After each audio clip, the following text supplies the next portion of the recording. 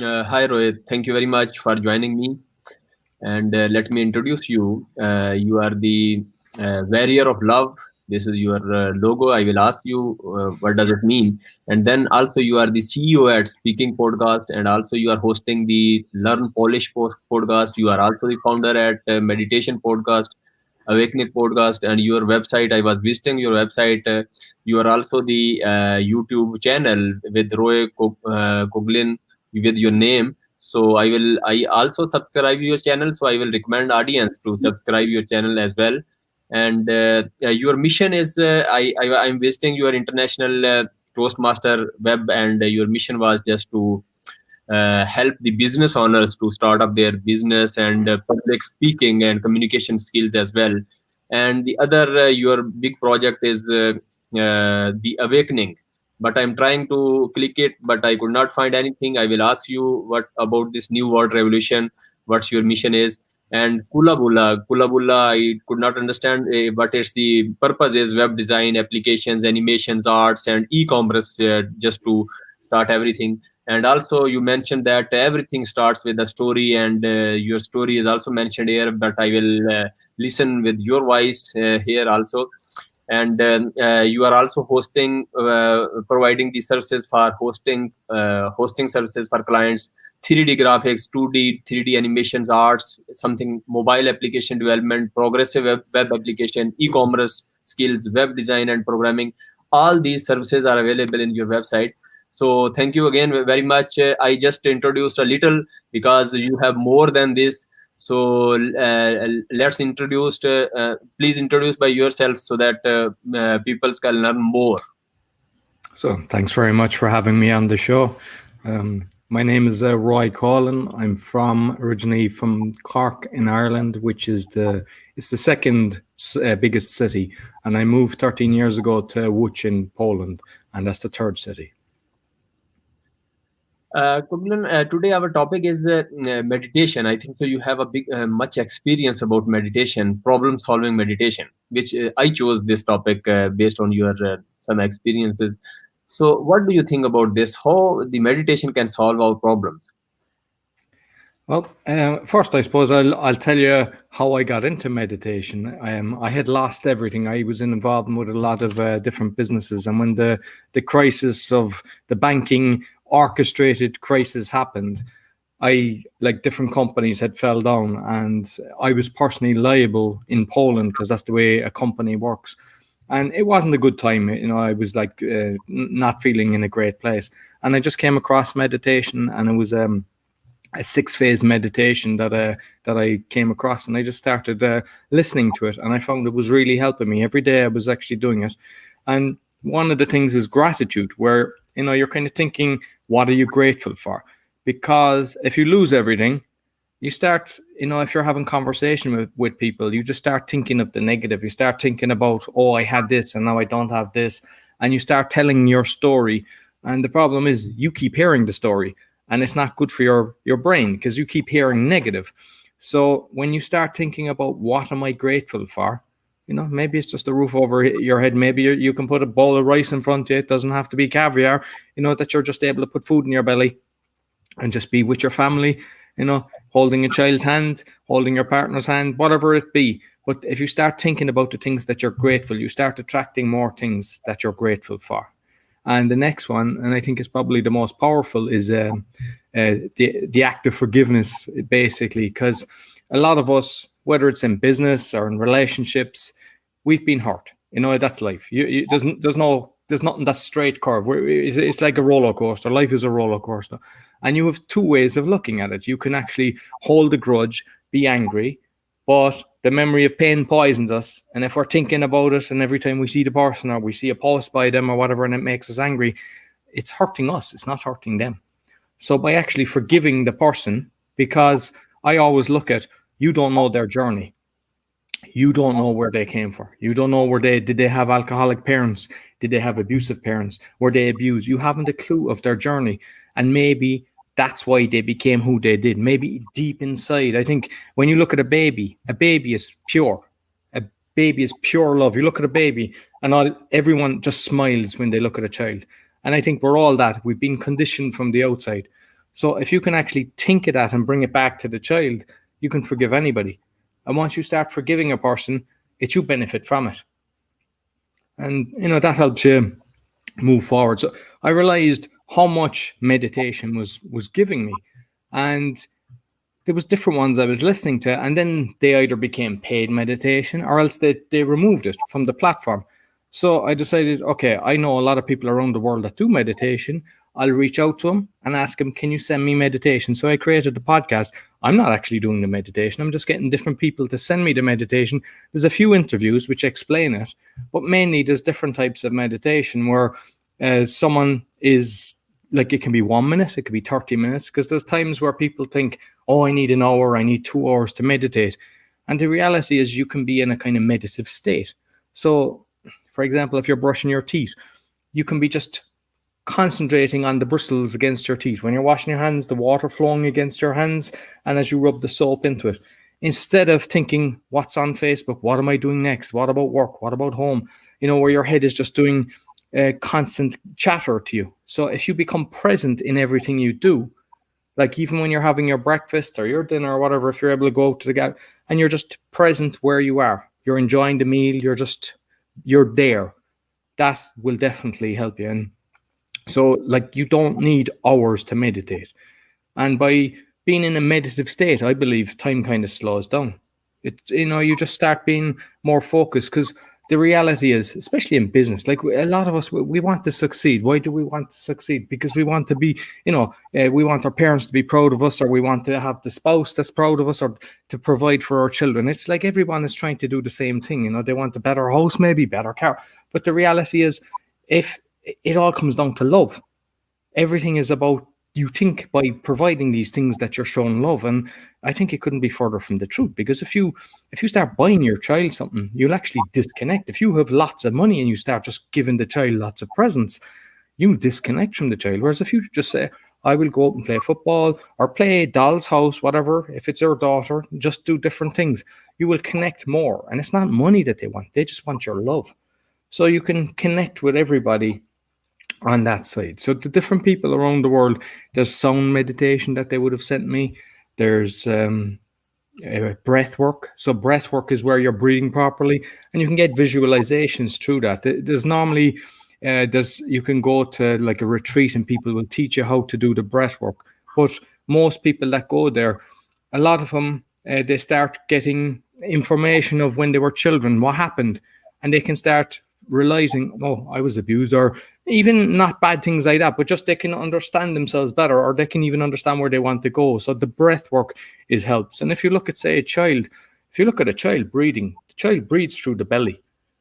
But we as adults don't. We shallow breath. We just like, and I think we've lost how to breathe properly. So I think the breath is very important. So there's people talking about that, and there's also people giving breath work. And I know there's lots of videos on YouTube and everything, but it's worth investigating the breath work as well. Another one that I've got a few of is sound meditation. So like, you're closing your eyes and you're listening to the different, dongs and different devices that they have for making the sound. It just makes you totally present. And like, we're all a frequency. So if you think of it, they're tapping into the frequency. And it's hard. I mean, you don't need to understand everything that's going on. But the reality is, if it makes you feel good, then do it. If it doesn't, then stop or find one that does. Don't force yourself to do it. If you think, oh, this is difficult. Like a lot of people think, I don't get meditation. I don't understand it. It doesn't work for me. And I just have a conversation. And I say, how many times did you try it? Oh, once or twice. And that's like saying, I've eaten once or twice and I don't eat anymore. It's kind of, you have to get into a habit of doing it, but don't kind of go deep that you're trying to put hours into it. Maybe 5 minutes. Just do 5 minutes every morning, or maybe 5 minutes at night. And I think the biggest advantage is you're removing the clutter, because everybody's got outside things going on. We all do. It's just life. And if you have lots in your head, it's hard to sleep. A lot of people have problems sleeping. I sleep great. And I believe it's down to meditation, because if you have a problem, you can think about that. You can say, okay, how am I going to resolve that? And you're just focused, you're present. So like with the things that I was saying, say the 6-phase meditation, you can also think of, what do I want? So you can have, like, say, a 3-year plan or a 5-year plan. what is it that I'm trying to achieve? And by thinking about it and planning it, there's a better chance of it happening, instead of a lot of us that chug through life just kind of, I hate my job, but it's my job. And, like if you wake up on a Monday morning and even on the Sunday night, if you're getting depressed because you have the job, you need to try looking at getting a different job. And I know it's not that easy, especially now, but maybe start learning new skills. So you can start, you can do loads of stuff. It's free online. Start going in and decide, okay, what do I really love? What am I passionate about? And you can slowly start doing these things to give you the passion, and eventually that can become your source of income. You can slowly start making money, and then you can walk away from your job. But if you go to a case where you're living for the weekend, that's not how life is. Life should be every day. Like Monday is like any day to me. I love Monday. I love every day. So don't be in a case where you're what you're doing on Friday. Yes, it's Friday. I have the weekend. No, there's something wrong if you're thinking that way. And I think by just meditating, it makes you get clarity. You can even kind of think about what my day is going to look like. So if you're doing it in the morning, you can go, what's my day going to be like today? And just kind of visualize your day and try to plan your day. Because if you, I make a list of what I'm trying to do. And I found, I'm not consistent with my list I'm writing out. But if I write out a list with the times that I want to do something, that's when I get the most done. And I should be consistent with that when I realize it's how I get the most done, but I don't. So if you, even in your head, you start thinking, okay, I would like to achieve this, this, and this, you have a lot better chance than just trying to go through the day as if, without any plan at all. Yes, Roy, one thing you told that you connect with everybody, but connecting with everybody, how to manage time? How to manage time? I think it slows down, to be honest with you. Yeah. Connect everybody. Everybody. What do you mean by everybody? Everybody mean I want to connect with new people. So already I have built a connection with which 100, 200, 150 connections already there, and I want more. So connecting with everybody, how to manage time and time management, and connecting everybody, how to manage this?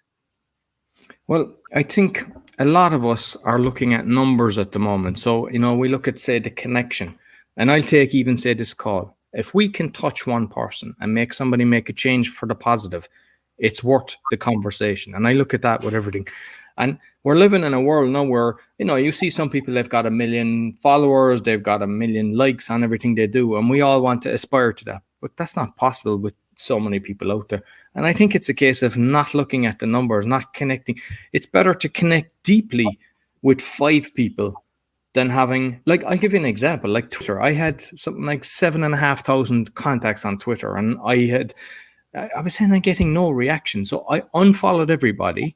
And there's a lot of bots. There's machines that make follow for a follow, and same on Instagram. There's a lot of computers that are using this. So that's not a person. That's just a system to make that person look like they're better because they've got 1 million followers. And the reality is, when I unsubscribed to everybody, I had still 4,500. So I wasn't following anybody, 4,500, and 0 interaction. But yet on, say, some of my podcasts, the websites, as I was building them, maybe 200, 300, I had way more interaction with just that number. So I would say go for quality rather than quantity, not to chase the numbers. It's like we think the numbers will actually give you the money. But the reality is, recently there's a guy, Kevin, I'm not sure his surname, but he talked about 1,000 true fans. And he's saying if you can get 1,000 true fans and you can get them to pay $100 per person, that's 100,000 a year. That's a huge salary. That's that you can live very well on that. So rather than trying to get 1 million, why not start connecting really deep with people and just building that slowly, and you'll have a better result. So I wouldn't put my energy into trying to build all the numbers. I mean, it's great to get people to see your message, but as far as spending all your time for doing that, I think you're better off building your existing, it's like friends. If you've got good friends, start communicating. Don't be going out trying to find 50 new friends. Make sure you build, the bond with the friends that you've got. Great. I got your point. Yes. So you told that meditation, what's the best books for meditation, and what best speakers you follow, and what is your hero worship? I mean, hero worship about meditation. I don't actually read meditation books. I've read some chi books and some things like that. I'm a big reader. I'd read 100 books, but it's more like Jim Rohn. He's more on a leadership style, and he's very positive, and I just like his style. The likes of, say, Tony Robbins would have studied Jim Rohn. So if there's anybody that you're interested in studying, I would recommend Jim Rohn. He's actually one of the better people. You know, he's just he kind of does what he says. You know, there's a lot of these top speakers, and they're on stage, and all they're good at is being on stage selling their course. They haven't kind of done it, whereas he has. You know, he's built businesses. Like, he's passed now. He's no longer on the planet. But when he was talking, it was all about his personal stories, what he had done, how he got hurt, and how he changed it. And, you know, by doing that, I think it's a great way of following somebody. Yes, yes, great. So, as a leader, your expertise, I saw on website that business skills, you help people's business skills and also communication skills. So, how you offer these skills and how help people? So how that started is the time that I had lost everything, I went to the event, and the event was about what's your quest, and it was like, what are you doing in the world? And that's how the Awakening podcast came about. But I also saw brilliant speakers, and I did not like speaking, even though I was running, even when I was working for somebody in Ireland and my own projects in Poland. I was competent as a leader, but not as a public speaker. I did not enjoy speaking in public. And I knew to get my message across, I would need to improve my speaking skills. So I joined Toastmasters when I came back. And like, I tell you how shy I was. I went to a club, and I went with my friend, the guy that does the website business with me, Kula Bula. And I went, and we both enjoyed it, but he just said, sorry, I don't have time. And I was too nervous to actually go there again on my own. And the only reason I joined the Toastmasters, it was a new club was formed. So I went there because I said everyone is going to be new. And I joined the first night. I went there and just started taking speeches and the lessons. Then I joined the other club that I had went to that I liked. And I'm after forming a club, International Entrepreneurs. It's over 2 years now that we have this club. And just constantly practicing speaking. And like, I wrote a book about Awakening, basically talking about all the corruption and fraud, but with solutions. And during my time of speaking, I was hitting topics on that just to see what the reaction would be, how I could improve, how I could get my message out. And even as I gave solutions, maybe try to get additional solutions from the people that were in the audience. And like, what I would say to people is the one skill, because sometimes people say, if you could go back in time, what would you change? It's impossible. Well, it's impossible now.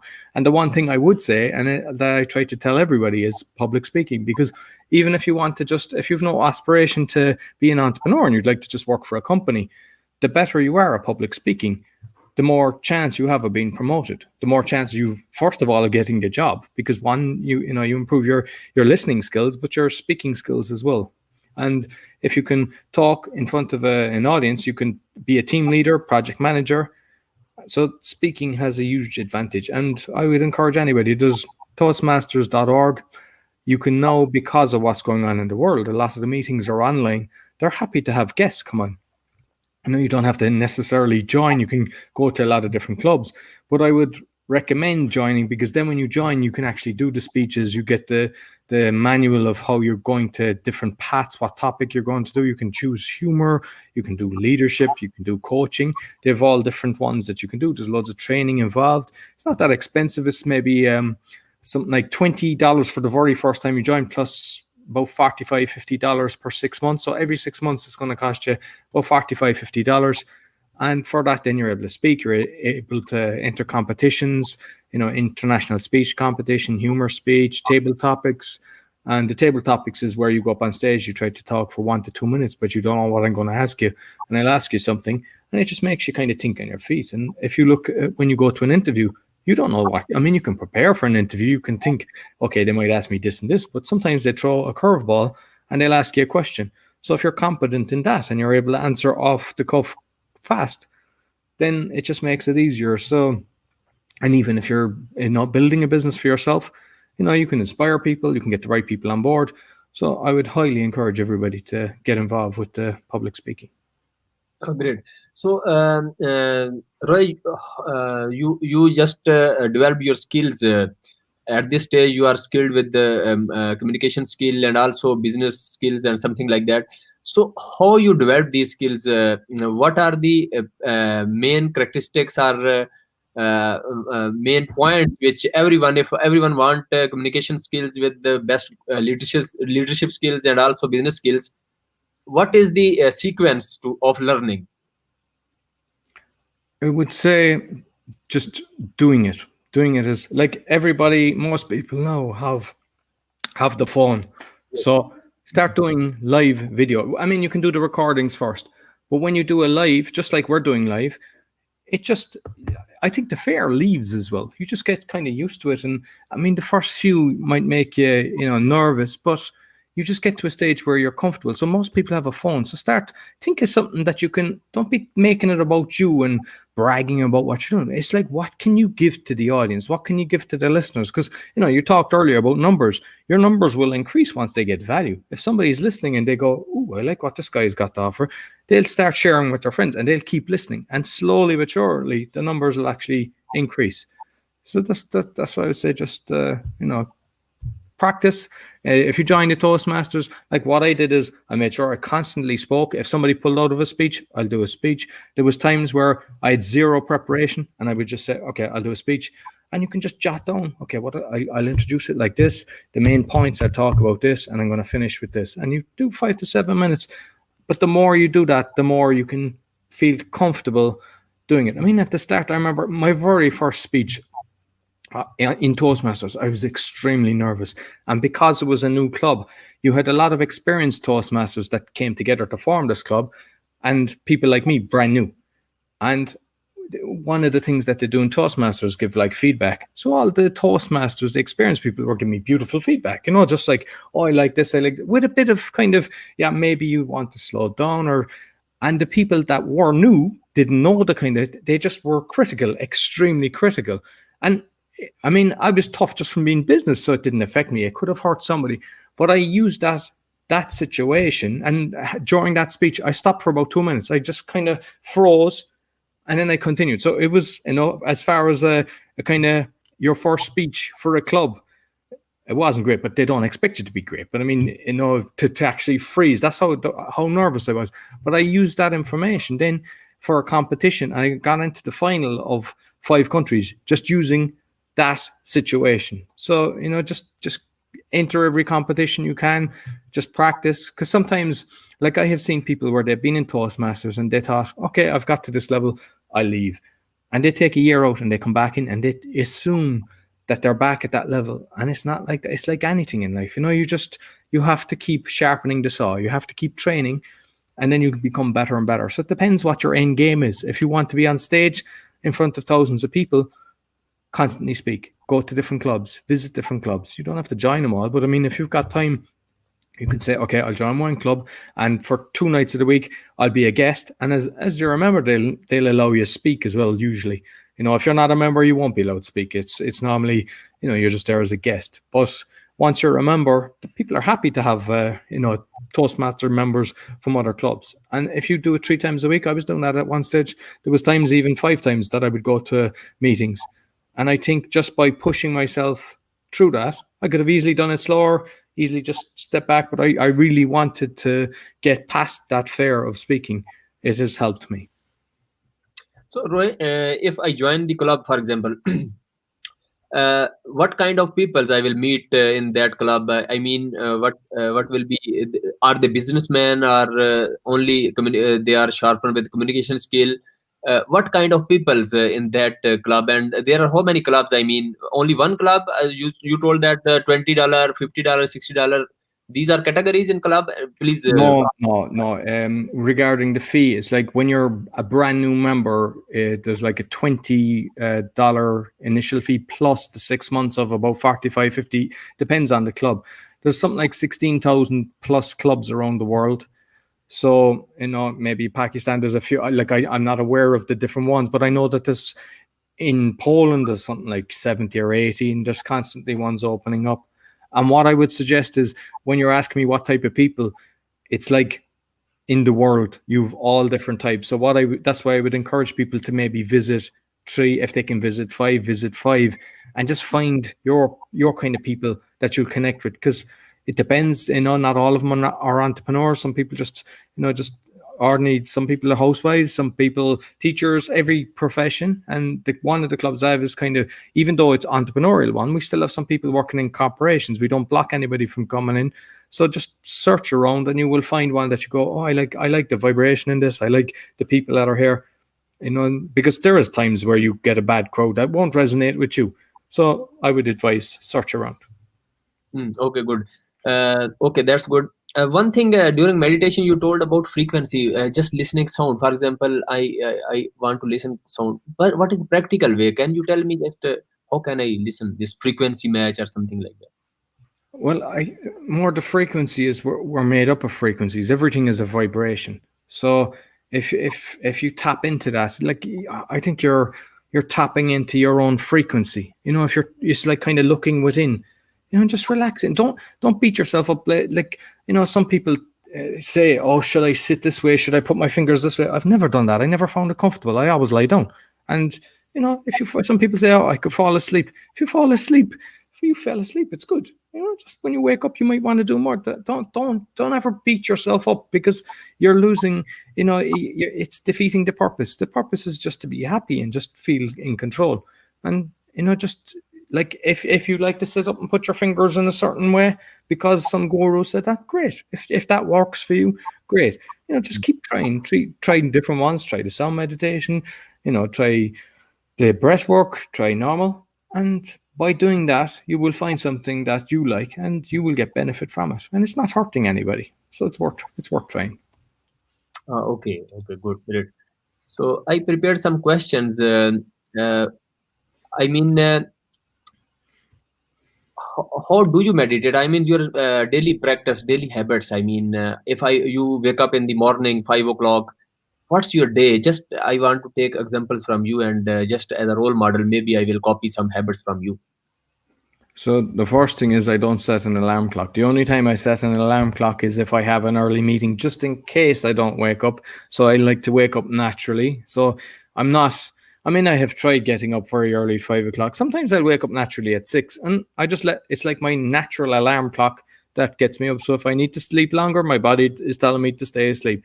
And I try to, while I'm in bed, I'll put on some nice music or maybe some guided meditation, or sometimes none, that I just, in my head, I'm kind of visualizing like what I said earlier, what I'm grateful for, the forgiveness, my 3-year goals, my today's plan, and we're just sharing love, spreading love around. I at times I think about, like that, because there's cells that are connected from the heart and the brain. I mean, this is all science proven. I mean, it's hard to see it because we physically can't see these things.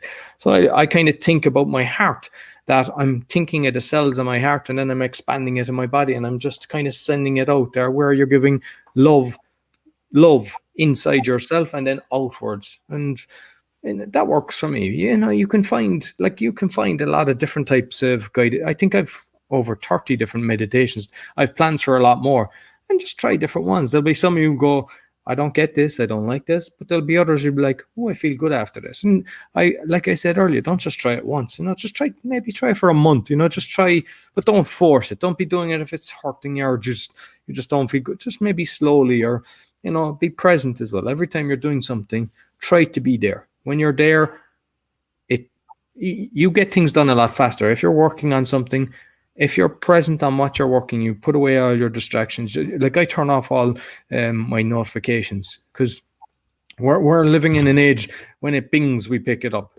So I encourage people, turn on. I mean, it's hard now. We're so conditioned with the phones, but if there's times when you don't have the phone, I think we go through a withdrawal symptoms for the first few days and it feels terrible. But after that, it's liberating. So what I encourage is go into your phone and turn off all the notifications. So then when you do pick up your phone, just go into the different apps that you're actually connecting with people. And then you can see if there's something, because you're not picking it up every second it flashes or gives a bing. And that way, if you are working on something, your head is there, you're present, and you'll get it done 10 times faster. And you'll have more energy and more time for the rest of the day. Yes. For the goals, you are achieving goals, you have planned your life. Are you using one 4-hour work week? There is one book where he said that just eliminate, delegate, and automate your goals so that you can get more time. Yeah. Are you using? I want to learn from you. Are you using some tools to automate your life or delegate? Yeah, the book you're talking about was Tim Ferriss, and like I don't believe he uses 4 hours, because if you start following him and seeing what he's doing a lot of stuff. So the book, I don't know, was that a very good marketing thing? If you can achieve everything in 4 hours, great. But if you love what you do, you don't look at the clock, you just do it. So, like, I mean, I've got the 4 podcasts. People say, how are you able to do 4 podcasts? I love what I do. I mean, I know you do a lot of interviews as well. You wouldn't be doing this unless you really enjoyed it. You have passion, and you know that you're sending a message out to people, that you know that somebody that needs the help can actually get it. And there is tools. I've tried a lot of things. There's software, Trello and Slack and different things. I always find that it comes back to me is pen and paper, because when you're doing it on the computer, the nerve endings, they don't really work when you're just hitting keys. But when you've got a pen and a piece of paper and you're writing it down, it's like it does.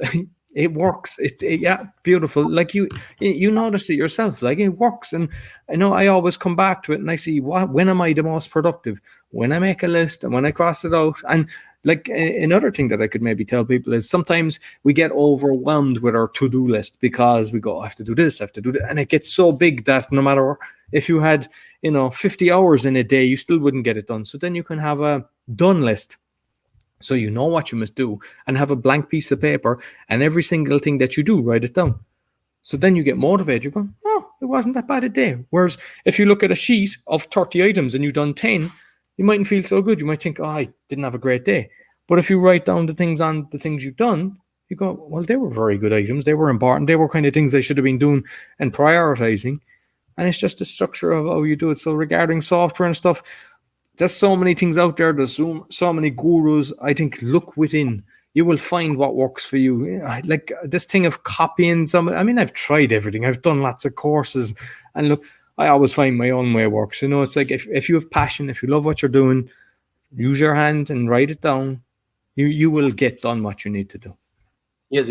I took this concept from Da Vinci. How to think like Da Vinci. Maybe you heard this book name. So from that I got the idea, and I just this small book this book I took it. And also I took the idea, another idea, Benjamin Franklin, who is USA, Benjamin Franklin. He has 11 principles he mentioned in his autobiography. So the last principle was humility. So humility, and he one another book, how success system, the success system that never fails. This is another book. He copied all Benjamin Franklin principles, 11 principles, but in his own words, just to apply Benjamin Franklin principles in the business.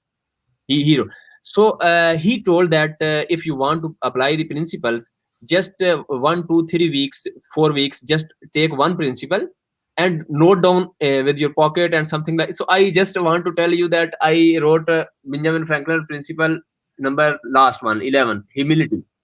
So they told that imitate Jesus and Socrates and Jesus.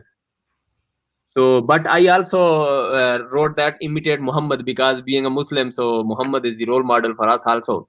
So Jesus and imitate like that. So it was very interesting. Writing manually, this is very interesting, because I lost some data on computer. Exactly. That's yeah. Problem. Yeah. So my other question is, let me ask you, for the businessman, for example, for the small businesses, if the person starts small businesses and know the COVID is here, so everything is virtual. So what do you suggest the new entrepreneurs who don't know about business but they want this? So how can you give them direction? One thing I would say is, because you mentioned the COVID, is I would say start doing research. Don't believe everything that's told to you from the outside. Just start looking, do research yourself, look at the statistics. And that's where, with the Awakening podcast, I'm talking to doctors and pharmacists and everything, and we're looking at the stuff. So there's times where a lot of small businesses now are struggling all over the world because of we're all in lockdown. And if I look at, say, Ireland, the the the amount of people that have died only from COVID, first of all, they said 100, and now it's gone back to 96. And the whole country is in lockdown because of that. And the reality is we're given the wrong information on the newspaper because it's corrupt. There's like 5 or 6 corporations own 90% of the media. And it's so easy to watch it and be brainwashed into believing it's true. So my advice is turn off the television, turn off the radio, stop being around people that are talking about the negative side of things, research it and look. And if everybody came together and looked, they'd realize we shouldn't be in a lockdown. We shouldn't be, if by all means wear a mask if you believe that will protect you. But if you look at all the statistics and look at everything that's going on, you shouldn't. But like, to answer your question, I mean, we have to adjust. Our hands are kind of tied for what's going on. Look at online. If you're a restaurant, I know that some of the businesses here that they didn't do deliveries before, but now they start offering the deliveries. And, just make sure that you do the right social media. I mean, that's when you have to get the message, maybe give a discount with the food that say, look, if you introduce another friend, just give them this quote number and you will get, say, 10% and they get a 10% discount. But you're just after doubling your customer base by doing that. And make sure that you get creative. If you're selling a course, just go online, go into try maybe sell stuff on Udemy, Creative, and different things like that. And, just don't be like, there's a lot of people are feeling the pain at the moment. Don't hide it. Don't keep it yourself. Talk to people. If you're in trouble, put your hand up and go, hey, I need help, and just surround yourself that people, look, I really need a lift out. This is what my business is after collapsing. There's no shame in what's after. It's not your fault. So people should realize if you need a hand, put your hand up, because don't think the government are going to give you a check every week. They're not. That's not their plan. Their plan is to control us. So you should actually, community is what's going to save us. Everybody coming together, everybody lifting each other up. If there's somebody old in your neighborhood, make sure they have the shopping, call to them, because they're terrified. If they're watching the news, they're terrified to even leave the house. Just call them. Hey, can I help you? Maybe get some shopping from. And the same with your friends. And by doing that, the businesses, same, like if you're going to, I make sure that I don't go to the big chains of restaurants. I go to the small local restaurant. If I'm buying the vegetables and stuff, go to the small little shop. Don't go to the big hotel chains. Go to the small little hotel that's owned by one person. And just make sure that you support the local ones, and that way then you're helping the local community, because that by doing that you're putting food on their table, keeping a roof over their head, and it's a kind of chain reaction instead of the big boys getting richer. Yes, bro, is okay for local community. If you are, for example, my first question is for the online one is beginner, new entrepreneur. So for the online business, whether it is course preparation, the main problem is how to find customers or the audience. So if he is blank, he don't know anyone, he is just beginner, how you will guide that he will connect with people? I'll explain. I'm creating a course at the moment about starting a podcast, because I've got 3 of my podcasts got to #1 in a few different countries, and I've even took a course just to learn some more. I've read about 7 books on it, so I know I can give value. And what I'm doing is I'm doing it free for people at the moment. I said I will take you through this course, and I just need a good testimonial. So there's times you have to do that. You have to do it. You can't just go out and create something and think people are going to run to it. So there's times you go, I'm creating this course, it's free, but I need you to, 1, give me good feedback to make it better, and 2, give me a good testimonial. So then when you're on your LinkedIn site or your Facebook page or your website, whatever you do, you've got a list of 10 people that say, brilliant, I've learned this, or I've got into the charts and now I have my podcast because of this. And that then will allow people to find you. And I mean, you can do paid advertising, but you're better off just from my experience and other people I know, when you do the paid advertisement, whether it's on Google or Facebook, they tend to stop your natural organic growth, because, they're not the good boys. That shouldn't happen, but unfortunately it does. So try to do it naturally if you can. But like sometimes even like a newsletter, physical or leaflets around, go back to the old traditional way, because now we're at a stage that when you look at Facebook, you're so bombarded with advertisements, you just switch off. You don't even look at it. Whereas if something comes in the post with a service, so you can start, I mean, if you're watching the pennies, maybe print off 1,000 first and just get it out there. And once you've got a few customers, put a certain percentage of your money back into the marketing. But, to answer your question, I would say is, yeah, everybody's looking for customers, but it's a lot easier once you've got a testimonial or referrals, because just say I teach 10 people this course. I say, who else do you know? Because most people know somebody that wants that. Or if they come across somebody that's asking them, hey, I love your podcast, how can I get started? They would probably go, well, actually, Roy is very good at that, and you can go and he will help you do it. So it's a good way by just starting off. Sometimes you have to do it free, but it'll work out for itself. Another question. For example, I'm living in China. I'm doing PhD here, and I'm from Pakistan. So this dormitory is for PhD students. So last time I did just small business. I tried just an idea, because the shop near our dormitory was giving fruits with the cost was high and the quality was low. So we got an idea that why not to take fruit from a nearby shop, 2 to 3 shops, and just sell here to the students. That was very successful, and we did it for 2-3 months and was very successful. But we stopped it, because the reason was we were doing PhD. We were 2 students. We were doing PhD, so our research was very affected, because every time you have to took time. It was not automate, just physically you are just taking like that. So that was successful business. I want to hand over this to international student office, that so that it will be continued as a charity program, but I could not.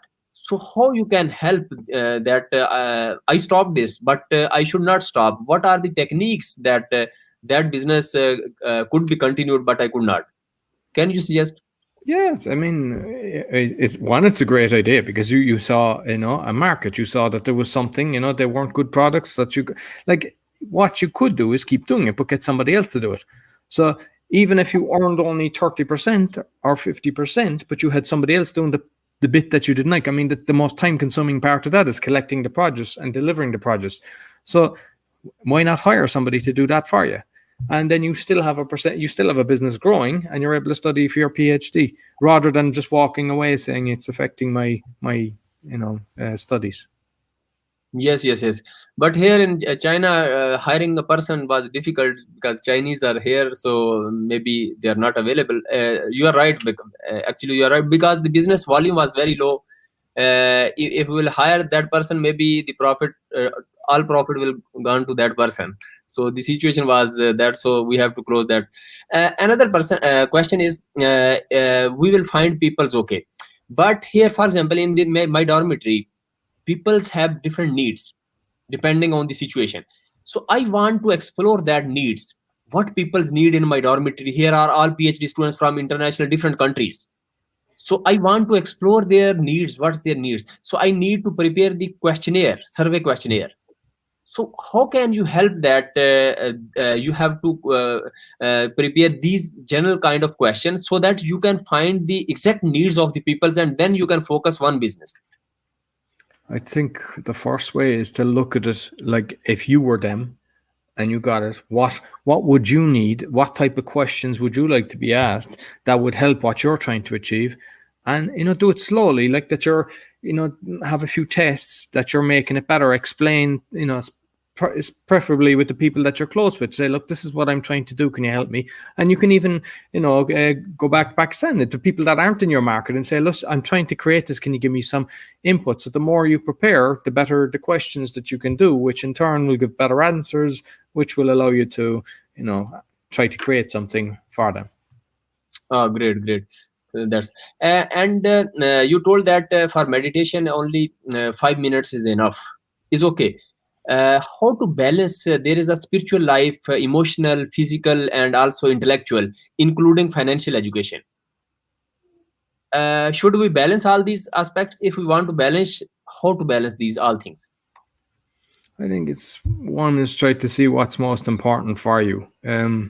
Like if you start meditating, you can start thinking, how am I going to attract wealth? Like, are trying to find your next business. You've had one that's successful, but it was taking your time. So now you're going to create, and just start thinking about it. Sometimes just by relaxing and not thinking of anything else, just closing your eyes and just being present, you'll start getting ideas. I mean, I always have a pen and paper everywhere, because sometimes you might just wake up with the idea, because if you're thinking about something, you can get the ideas. If it's financial, I mean, if that's the most important thing, start reading financial books, start reading, whatever you're interested in. But the reality is, if you start slowing things down by meditating, by being present, it's not about the money. It's not about, it's just been enjoying life every day. That, you see what's going on. You appreciate the sun when it's shining. You appreciate the water flowing, and butterfly. Not that you're chugging through life to just try to get a certain salary, and I want to be a rich, successful businessman with a Rolex watch and a Ferrari. And they don't bring love. They're just, meaningless things. I mean, maybe that's what you want in life, but the reality is, they don't cuddle you at night. They don't give you warmth. So just think, be totally present in what you're doing. And I think that by being focused, the financial thing will come. Everything will come, because you're more clever. You don't start chasing everything. You start, because you're more focused, you can analyze everything a lot better. And there's times that you get 100 different opportunities. You get to say no. You start saying, no, this isn't serving me. And you start looking at who's involved with this. No, I don't like the people. They're not ethical. And you start having what you believe is right, and try to share that. And if somebody is not in alignment with that, then step away, and everything will start connecting, I believe, when you do it that way. Yes, but Roy, for example, when I start, because what my aim is, what I love, I want to do what I love. But before reaching at that point, I need financial freedom, self freedom, and financial freedom, because I have wife, I have kids. I have to generate a passive income source. So it also affects my meditation, my to live in my present life. It badly affects. So okay, I'm living, I'm enjoying, is okay, no problem. I'm reading financial books, Robert Kiyosaki, I'm reading that. But when I talk about money, okay, another Japanese author, I forgot his name, he wrote many books on money. Happy Money is also the book name. So I read that books. Then I read self-help books, just to groom myself. These are multiple aspects. I cannot cover one aspect. What should target? My target is, purpose is clear. But to get that purpose, first I need financial freedom. I want to generate a passive income source, so that I get rid of this family problems, or wife and the financial. I want to get rid of this, so that I can do more. I can focus more on my self. So self-help books, then financial books, then Happy Money, something like that, leadership books. So is it okay to go in this way, or we have to focus specific leadership qualities only, or financial books, or something Happy Money, or something self-help books? We have to focus, or scattered is okay? Scattered. I mean, I read all them kind of books as well. Like, I think by gathering knowledge, and doing courses like masterclass, I subscribe to that, listen to different classes where you're actually watching it. I read loads of books, and I think it's good, because a lot of the times, even if you read something, you mightn't think that you can retain it, or if somebody asks you what's that book about. But I think everything is inside your brain, and you just don't know when the information resurfaces, and when you start doing something that you really want. I mean, you're doing your course, I don't know how many years you've left, but if it's something that you're passionate about, that maybe start getting, when you have time, like during breaks, you start working for somebody in that profession. Sometimes you might have to do it for nothing, like an intern. I don't believe that anybody should have to work for nothing, but the society in some countries, that's the way it is. And if that's the case, just do it, because you might be planting the seed. It might be hard, no, because you're struggling and you're working for nothing. But by doing that, when you leave, when you qualify, you will be so many levels ahead of the person that didn't do that. With the experience, because you're going into an interview and you go, oh, I've already done this, and this. Doesn't matter that you haven't been paid. Then you can get maybe double the salary for the person that decides to just holiday when they have their breaks. Yes, great. One question, my question to your personal life: how you spend your life in physical activities? What's physical activities? Your daily physical activities? Sometimes I'll do mini trampoline, rebounding. So like 10 minutes. I have a thing called a Bullworkers, like an exercise machine. You just push it together, and you can do it's like 10 minutes of that. And I have an infrared sauna, so I might do that for 3 times. And I read while I'm in there. So I'm in the infrared sauna. I put on some nice music, and I'll be reading a book, and that can be from 20 minutes to an hour. And then I'm just like, I make sure that I do things I enjoy. There was times where I would have worked 8 in the morning to 12 at night. Yeah, it doesn't matter what's at the bottom of your bank account. That's not life, and it's better to have a quarter of the money and enjoy what you're doing. And just think of that, I know we all have to pay the bills. We have to, support people around us, but just make sure you love what you do, because if you love what you do, it's not a job. You don't wake up, frustrated, and people are more attracted to you. So a person will be more attracted to be around you on even less money if you're oozing, love and happiness, instead of a millionaire who's just miserable because he lives for the money. So, just try to look at it that way, that find out what you really want in life. Yes, great. Roy, one thing more, how you divide your time daily, 24 hours, for example, how many hours you for your definite purpose, and how many other hours would indirectly support your purpose? Like, my day is kind of, now I'm dedicating most of my stuff towards the podcast. I've kind of got away from different businesses and everything. I still have some stuff that I'm doing in the real estate, but it's mainly the podcasting and the book, and I'm building that as my main thing, because I'm trying to make change in the world. I'm trying to make everything positive. Like, the speaking is because you see a lot of the politicians, they're brilliant speakers, but they're not ethical. There maybe 5% of them are, but the reality is they just tell people what they want to hear. They believe them, they vote them, and then as soon as they're voted in, they start doing totally the opposite of what they were supposed to do. And I think there's a lot of really good people out there. So by being able to speak properly, we can get the right people to start speaking. And that's what I would say there. The last question is: what deficiencies you see in the leaders, and you want to fulfill? What could you repeat that? What's in the leaders? What deficiencies or drawbacks or negative things you think that these are the deficiencies in leaders, and I want to change? In few words, if you want to describe your input to the world. I would say ego.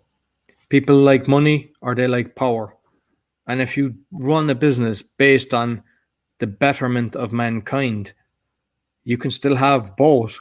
But why would you want to be powerful that people are kind of in awe of you? I mean, it's better that you're making such an impact, that you're making people happier, you're putting food on tables, you're putting roofs over their heads, and just a better place to live in. And a lot of the leaders, unfortunately, they get into their circle, and it's about who's got the biggest checkbook and who's got the biggest house and the biggest car. And they're like, you look at some of the bigger companies like Walmart in the US. I mean, there's people on food stamps, and yet they're in the top 10. The sons of the founder are in the top 10 of the richest people in the world. And like, that is not right. And so the people should think about that. If they can change from working there, if you're the customer, stop work. When you know a company is not ethical and not right, change it, because then they'll have to make a decision to change the actual board to get the right person in there. And if you have the right person, there's no reason that everybody can win. I mean, obviously they want to make a profit. That's business. That's what they get into business for, but not at the suffering of their employees. So I think for a leader, you should care about your employees like they're your family. And I think if you do that, that's like, because if you're a happy employee, you're bringing that love and happiness back to your family, who in turn with their friends, it's got a ripple effect, rather than the opposite, where people are going home angry, knowing that the boss is making millions and they're barely able to survive. So I think just get rid of your ego and care about your people, and that'll make a huge difference. Oh, that's great. People need oriented objective you are following, and that's very wonderful and great. I think so. Best of luck for you and for all of us, inshallah.